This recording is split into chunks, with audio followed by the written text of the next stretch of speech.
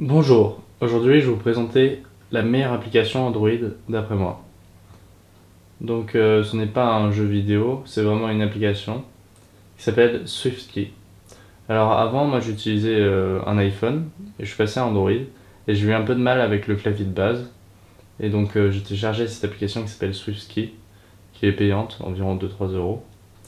Mais ça m'a permis d'écrire plus vite et m'habituer beaucoup plus facilement à un clavier. Donc je vais vous montrer ce que c'est. Donc vous voyez là il y a le clavier. Donc vous pouvez constater déjà qu'il est beaucoup plus grand que le clavier habituel. Parce que les touches sont plus hautes. Donc on a plus de place. Alors il y a ça dans la fonction du clavier basique de Android. C'est en fait, vous pouvez dessiner les mots. Par exemple si je vais écrire pour, je vais aller du P, P-O-U-R. Pour. Pour. Au lieu de taper P-O-U-R. Comme ceci. Donc ça permet premièrement d'écrire avec une seule main. Moi parfois quand je suis dans la rue, ça me permet d'écrire avec une seule main et je suis beaucoup plus rapide qu'avec deux mains. Ensuite, vous pouvez aussi taper avec deux mains, bien sûr. Par exemple, si vous dites je vais à la campagne,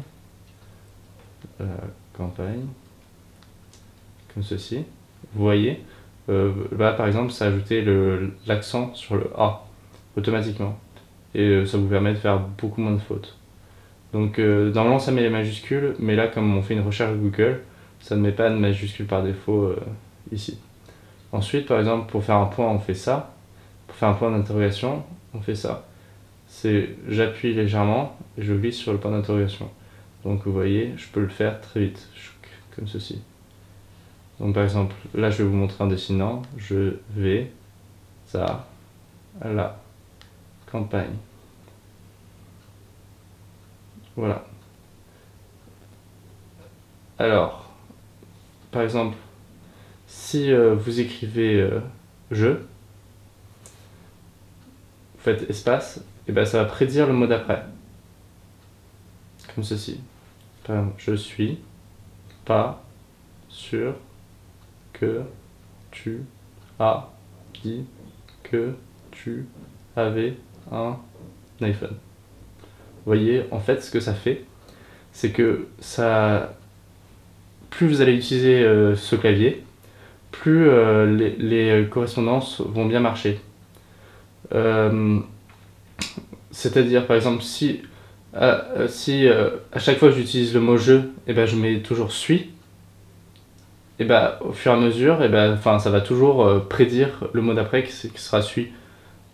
Et par exemple, si le mot d'après c'est je ne, enfin j'utilise le plus souvent je ne, et ben, il va me prédire je ne.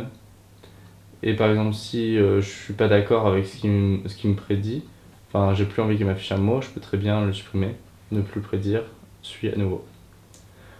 Ensuite, bon, la plupart du temps, vous utilisez des mots qui ne sont pas dictionnaires, comme lol. Ah, il n'a pas marché. Ouais. Et là, vous voyez, ça me l'écrit. Pourquoi? Parce que ça s'est habitué à ce que j'écrivais. Donc maintenant, quand j'écris lol, et ben, il m'affiche vraiment, au lieu de me prédire autre chose à la place.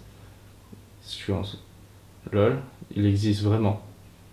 Et par exemple, si j'écris un mot un peu bizarre, et ben, il va pas me prédire ce mot-là. Le mot un peu bizarre sera toujours à gauche. Donc dans ce cas-là, quand j'écris un mot compliqué, si je fais espace, ça va me le remplacer. Et donc ça, c'est un peu ennuyeux. Ça le fait souvent sur iPhone, on doit cliquer sur le mot pour ne pas qu'il prédise celui-là. Donc par exemple, si j'ai envie d'écrire ça, absolument. Donc là, ça l'a prédit, on va y faire un autre mot.